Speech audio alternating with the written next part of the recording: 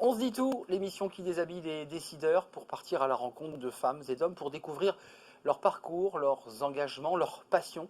Et j'accueille Bernard Streit. Bonjour Bernard. Bonjour Arnaud. Président de l'association Action Bernard Streit. On va en parler avec vous dans quelques instants. Allez, on se dit tout, c'est parti.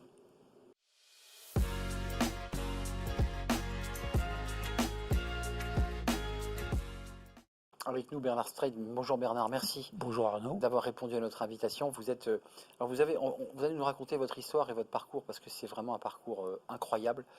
À la fois, vous avez été PDG d'un groupe industriel de plus de 4000 salariés et puis vous allez nous le raconter. Vous vous êtes investi, engagé dans votre région pour accueillir des personnes en situation de handicap dans votre structure, dans des structures. Comment tout cela est né? Racontez-moi, parce que tout cela est parti, j'allais dire, de votre histoire personnelle, familiale. Oui, tout à fait. Donc, pour comprendre ce fil rouge, il faut simplement rappeler que nous sommes une famille d'agriculteurs, immigrés depuis la Suisse, et qu'à l'âge de 7 ans, dans la ferme isolée où vive cette famille, ma tante a la poliomyélite. Mon père, quand elle a 20 ans, décide de créer une petite entreprise pour lui donner du travail. Et juste après-guerre arrivent les plastiques transparents, les PVC cristaux, et il invente une petite maroquinerie moderne dans la maison, dans une pièce de 4 mètres sur Dans 4, la maison. dans la maison, où elle va, avec une machine à souder haute fréquence, permettre à des gens de venir mettre leur permis de conduire, leur carte d'identité sous plastique. Mais c'est magique, le plastique transparent à cette époque-là. Avant, il y a des étuis en cuir. Qui protège le papier, en fait. Qui protège le papier ne se dégrade pas, et comme ça, vous avez la continuité de votre document. Et puis après, le père trouve aussi une grosse machine à souder les sacs, et la tante va faire avec son bras valide et sa jambe valide des sacs plastiques qu'elle va souder avec un gros sous-de-sac. Ça, c'est le début de l'histoire industrielle de votre entreprise. Voilà. Et puis pour ma part, je fais un parcours scolaire assez catastrophique. Et puis après le service militaire, mes parents disent écoute, ça serait bien quand même que tu reviennes dans l'entreprise familiale. Tout se tient dans la maison d'habitation avec 2 petits hangars récupérés de l'armée américaine que tu as dû quitter précipitamment en Luxeuil, où c'est ce qu'est de la tôle. Saône-et-Loire, hein, non, Franche-Comté. Franche-Comté. En Franche-Comté, vers la frontière suisse. Et donc je reviens dans l'entreprise.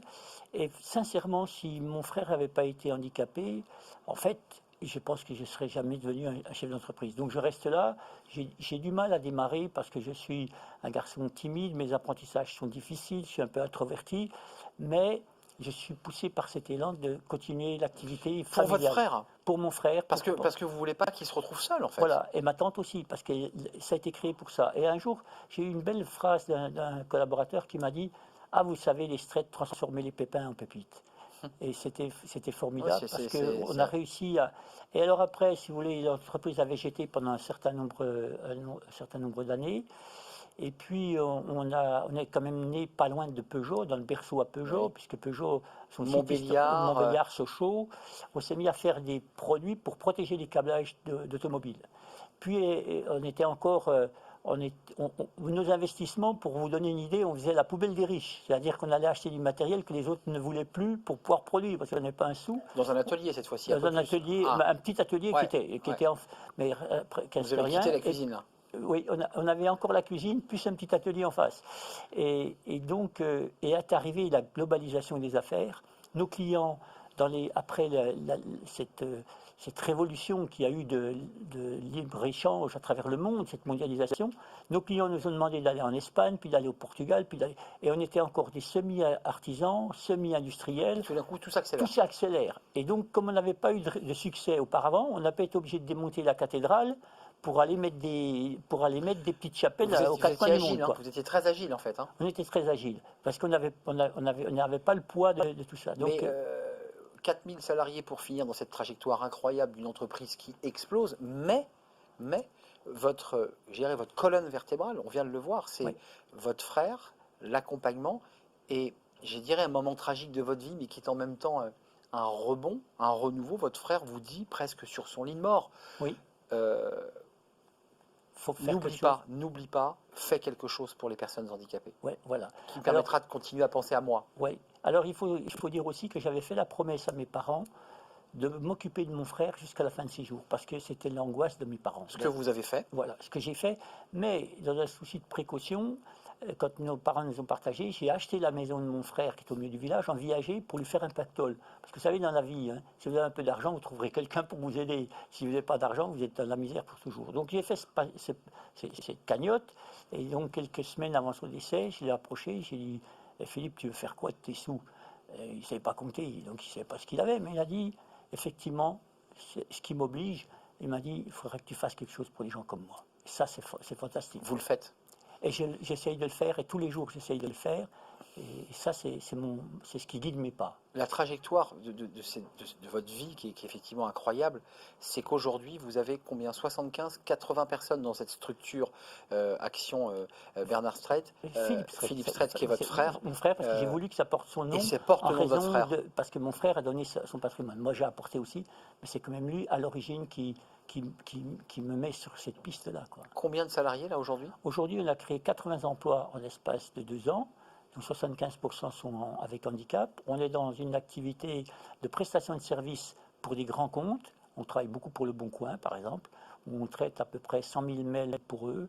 On travaille aussi pour des compagnies d'assurance, où on traite à peu près 7 000 rendez-vous de prix. Si vous avez un sinistre, par exemple, et ce sinistre... C'est du service, hein, c'est du service. C'est la relation client. Donc l'assureur vous dit qu'il s'occupe de tout, mais il va nous sous-traiter la mise en relation pour arriver le bon jour, à la bonne heure, à la bonne adresse pour constater... Et ça, ce sont vos salariés en situation de handicap qui le font.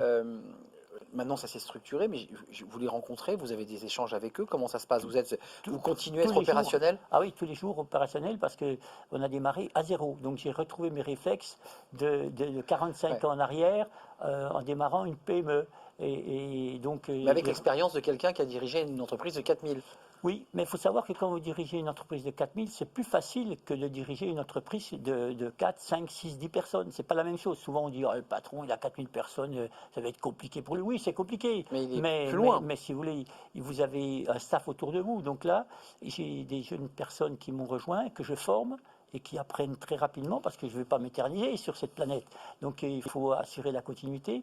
Et on a 3 piliers dans cette affaire, importants pour nous dans nos valeurs. C'est bien sûr la patience, c'est aussi la bienveillance et l'exigence. Et pour moi, la forme la plus aboutie de la bienveillance, c'est l'exigence. Il faut faire grandir les gens. Et pour les faire grandir, il faut les faire sortir de leur zone de confort, aller un peu dans leur zone de tension, et ils s'aperçoivent tous les jours que leur zone de confort s'agrandit. C'est des gens qui sont restés sans travail pendant 4, 5, 6 ans, des jeunes gens qui sont handicapés, qui n'ont jamais travaillé. Et donc, on a cette patience qui nous est possible pour nous, parce qu'en fait, on a des aides de l'État qui nous aident à faire ça. Et ils retrouvent dignité et confiance. Oui, et c'est pour ça que notre slogan, qui peut peut-être surprendre, c'est de faire de chaque personne en situation de handicap un contribuable. Si vous ne contribuez pas pas rien qu'au sens fiscal, si vous contribuez au sens pas de à la contribution réelle. Voilà. Et à ce moment-là, vous retrouvez votre dignité. Et dans le domaine du handicap, c'est important de se reconstruire par le travail. Alors, je sais que je suis un peu vieux jeu, parce qu'aujourd'hui, on parle d'un salaire universel, on parle de beaucoup de choses comme ça. Mais en fait, le travail, c'est ce qui permet à quelqu'un de se reconstruire. Et autour de ça, dans l'association, on a mis un système qui permet d'aider à l'hébergement quand les personnes arrivent, de les transporter. On a des véhicules qui les transportent gratuitement pour venir travailler. Oui. On leur apprend le métier, et ils peuvent faire des séances chez le kiné et dans un bassin qui est sur place pour faire de la rééducation, continuer leur rééducation. Et c'est dans ce sens-là que notre démarche est originale, mais j'y prends une passion énorme, parce que je retrouve mes réflexes. Il faut que je fasse des kilomètres pour aller voir les clients, discuter les prix, aider au recrutement, mais je suis bien entouré d'une équipe formidable, et on va passer les 230 personnes d'ici à 18 mois. 230 personnes. Oui. Vous allez passer de 80 à 230. Oui. Donc 130 personnes ou 140 personnes vont arriver. Oui. Il va falloir les mettre. Alors on a des gros investissements. C'est pour ça que l'association porte l'ensemble de l'équipement pour un investissement de 7,2 millions d'euros. Et aujourd'hui, à peu près la moitié a été financée, on est à la moitié du programme, par des dons. Le capital de mon frère, des dons que j'ai faits, mais des dons aussi de mécènes régionaux. Et on cherche à pouvoir finir rapidement ce modèle pour pouvoir le dupliquer ailleurs. Parce qu'il y a possibilité d'entraîner beaucoup de monde à travailler. Bernard Streit, 2 questions. Vous les avez sélectionnées. Le Collège de Paris, c'est tout de suite et on découvre la question.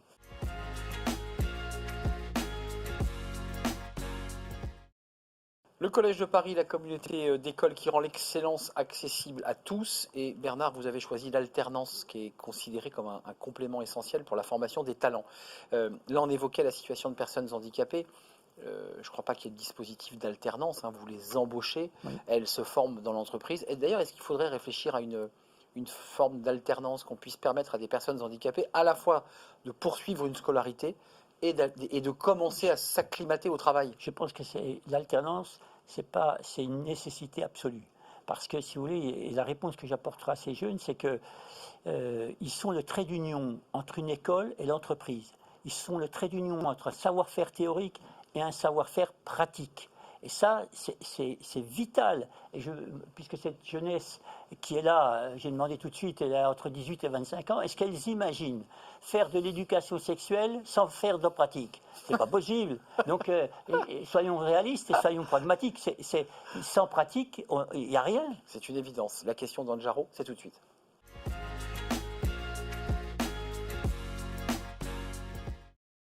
La question d'Anne Jarot, on découvre la question que vous avez... Il y avait aussi une question qui m'avait été posée, pardonnez-moi, c'était l'ascenseur social. Alors exactement. Je voudrais dire à ces jeunes gens que moi, si l'ascenseur social est en panne, il ne faut surtout pas le réparer. Parce que ça, c'est très catastrophique. Parce qu'il faut ouvrir l'escalier et quand vous allez dans une entreprise, vous verrez qu'il y a un escalier pour monter les étages. Par l'escalier, vous apprenez ce qui se passe à chaque étage. Alors que quand vous avez l'ascenseur, vous pressez sur le bouton, vous avez la tête bien faite, vous avez fait des grandes études, vous arrivez à l'étage supérieur, tout au-dessus, et vous ne savez pas ce qui se passe dans les autres étages. Et on n'a rien vu des autres étages. Dernière question. Alors celle-ci, elle est importante parce que je sais que vous êtes un homme engagé. Par les engagements que vous avez pris à l'égard de votre frère, et par le combat que vous menez, parce que c'était un vrai combat, de permettre à des personnes handicapées de trouver leur place dans la société, donc devenir des contribuables. C'est la question de l'hémicycle. Ce sera l'occasion, face à la caméra, de pouvoir interpeller les pouvoirs publics, le ministre de l'économie, que sais-je. Peut-être votre coup de gueule, juste après le jingle.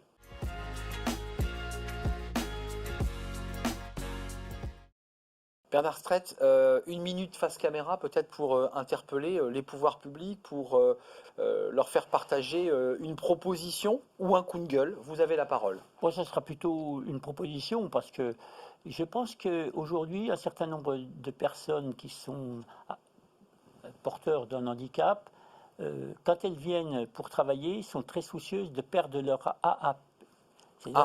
L'AAH, l'aide aux personnes handicapées. Oui. Et je pense que ce qui est bien aujourd'hui, c'est que cette AAH, ils permettent de la garder pour compenser toutes les problématiques qu'ils ont une fois qu'ils sont sortis de l'entreprise, mais qu'on ne vienne pas la supprimer ou la réduire parce qu'ils travaillent. Il faut récompenser ceux qui travaillent, il faut les encourager. Et ça, je trouve que c'est des petites économies de bout de chandelle. Et je dis à tous nos élus, arrêtez d'être des épiciers, prenez de la hauteur et regardez les choses avec positivité. Ça ne sera pas un grand drame pour la nation si elle continue à payer ses AAH et laisser ceux qui veulent travailler pouvoir avoir plus de revenus. Travailler plus pour gagner plus. Merci. L'AAH, qui est dans le débat polémique sur les pouvoirs d'achat, permettra à ces personnes en situation de handicap d'améliorer aussi leur situation, leur revenu et de vivre dans des conditions décentes, ce qui n'est pas toujours le cas. Merci Bernard Streit d'être venu sur notre plateau. Vous êtes le président de Action Philippe Streit, votre frère, avec cette entreprise. On l'a entendu, vous allez passer de 80 collaborateurs à 230, plus de 7 millions d'investissements. Ça veut dire un engagement pérenne sur ces questions. Merci, c'était un vrai plaisir de partager ce moment avec vous. Dans On se dit tout. C'est terminé, c'était un plaisir. Merci Bernard. L'émission est terminée, à très très bientôt évidemment pour de nouvelles aventures. Merci à vous, merci pour votre fidélité, merci pour vos réactions et je vous dis à très très bientôt. Bye bye. Décideurs engagés, l'émission TV de l'Hémicycle animée par Arnaud Ardouin qui déshabille les décideurs, qui nous permet d'appréhender ce qui chaque jour leur donne envie de se battre et de réussir.